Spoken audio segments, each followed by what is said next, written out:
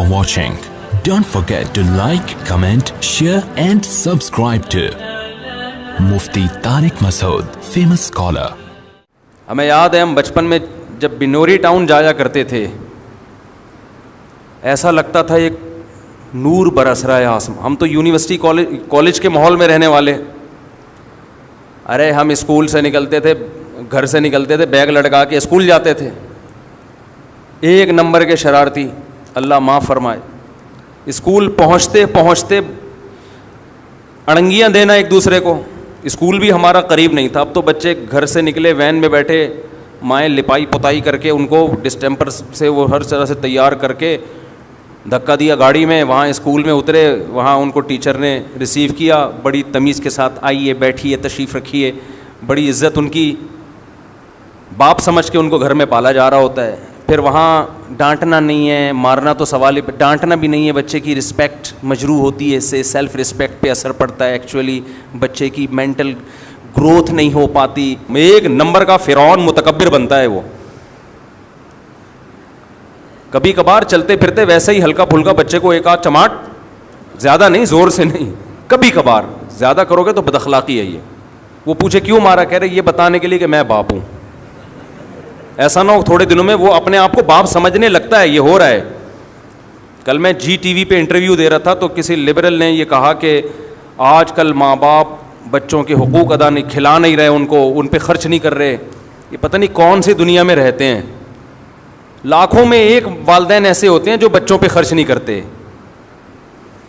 99% والدین بچوں پہ ان کی ضرورت سے زیادہ خرچ کر رہے ہو, سب کچھ لٹا کے کھلا رہے ہوتے ہیں.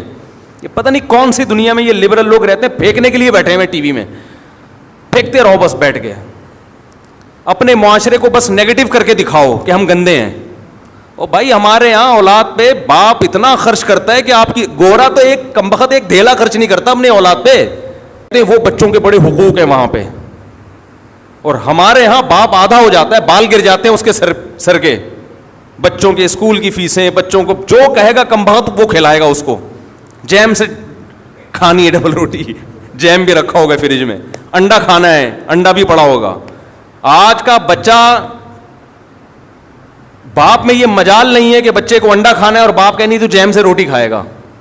وہ پرانا زمانہ تھا, ونس اپون اے ٹائم, کہ جو پکائے کھا, تیری مرضی کا نہیں. ہمارا اللہ کا شکر ہے مالی حالات بہت اچھے تھے, لیکن ہماری ماں نے ہمیں اپنی مرضی کا کھلایا ہے, ہماری مرضی کا نہیں. مجھے اپنی والدہ کا وہ چمٹا یاد آتا ہے, گرم چمٹا. جب روٹی پکاتی تھی نا تو وہ, اب آلو کی بھجیا پکی ہوئی ہے بالفرض, مولی کی بھجیا پکی ہوئی ہے, ہمیں تو اچھی نہیں لگتی تھی مولی کی بھجیا, بنی ہوئی ہے تو ہم بیٹھے ہوئے, نہیں کھایا جا رہا, ہم سے دل ہی نہیں چاہ رہا کھانے کا.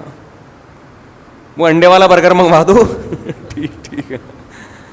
نہیں, مجھے یاد ہے ہماری والدہ چمٹا گرم گرم نا ہماری طرف کرتی تھی, یہ لگاؤں گی, کھاؤ اس کو بیٹھ کے, تمہارے باپ کو بھی یہی کھانا ہے. صحیح ہے نا.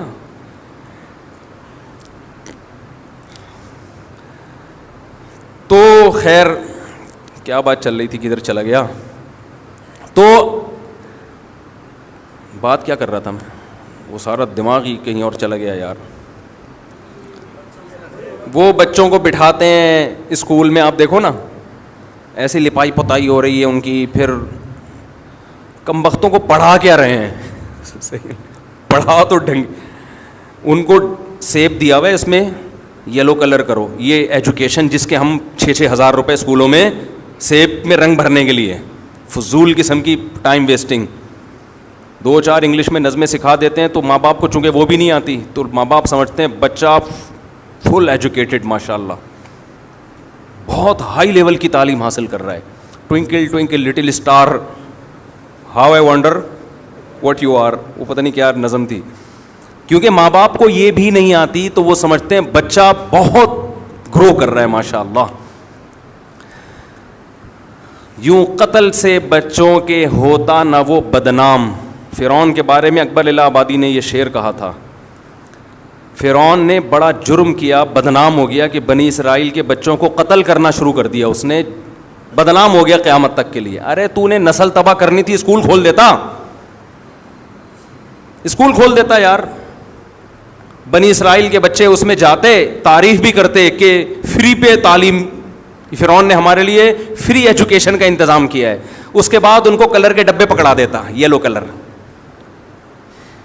کیلے میں کیا رنگ بھرو, پیلا, یلو ڈے مناؤ, پھر ریڈ ڈے مناؤ. بنی اسرائیل اسی میں الجھ کے رہ جاتی.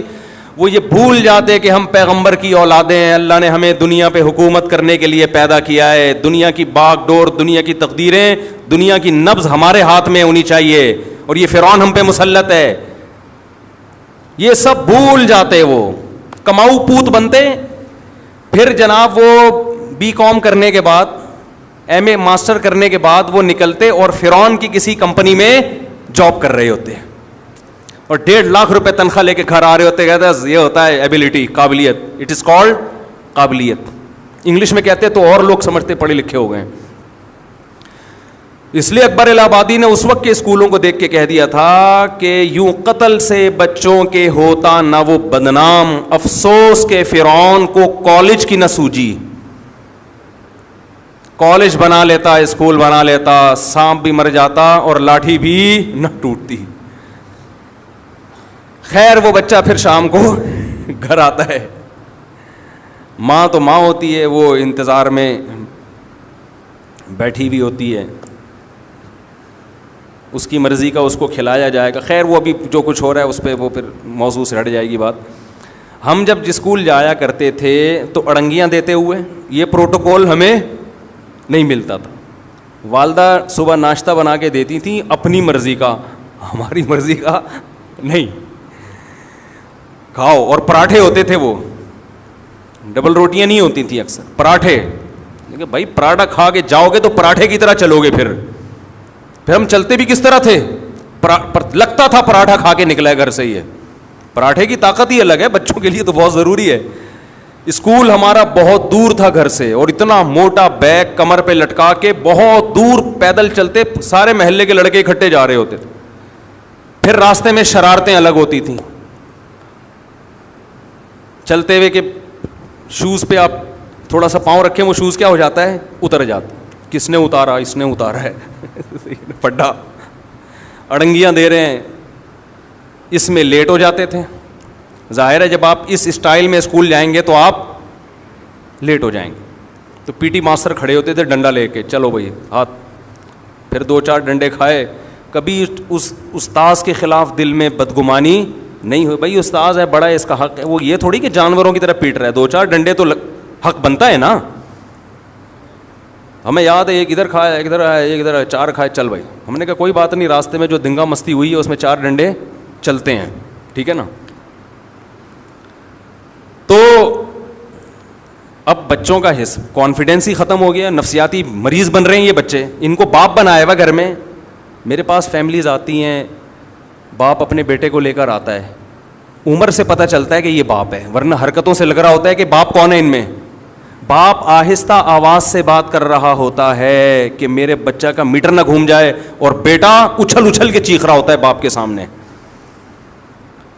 یہ ہو رہا ہے مارکیٹ میں. تو تم جن کو جن رہے ہو نا, یہ تم اپنے باپوں کو پیدا کر رہے ہو, اپنی اولادوں کو پیدا نہیں کر رہے. تو ان کو شروع سے ہی تھوڑا سا, میں یہ نہیں کہہ رہا ظلم کرو, بد اخلاقی کرو, محبت بھرپور دو, لیکن ٹائٹ کر کے بھی رکھو, کھینچ کے رکھو تھوڑا سا. محبت اور سختی ساتھ ساتھ چلیں. محبت کا کیا مطلب ہے, ان کے حقوق کا خیال رکھو, ان سے بات کرو اچھے انداز سے, اچھے اخلاق سے. دیکھو لقمان علیہ السلام نے اپنے بیٹے سے کیا کہا, یا بنیا, میرے پیارے بچے. القابات دو ان کو, لیکن کچھ پابندیاں ان کے اوپر ہونی چاہیے, ان سے تجاوز نہ کرنے دو. ہر خواہش اگر ان کی پوری کرو گے, وہ تو ایک صاحب نے مجھے کہا, میں اپنے بچے کو لے جاتا ہوں دکان پہ اور کہتا ہوں جو چاہیے میں تجھے دلاؤں گا, وہ اتنا ہی شاپنگ کرتا ہے. میں نے کہا یہ کل چور بن سکتا ہے, ڈاکو بن سکتا ہے. اس کی ساری خواہشات پوری کرو گے تو کل جب کوئی خواہش پوری نہیں ہوگی تو یہ بندوق اٹھانے پر مجبور ہوگا. اسلام میں روزے کا حکم ہے تاکہ خواہشات کو کنٹرول کرنا ہم سیکھیں.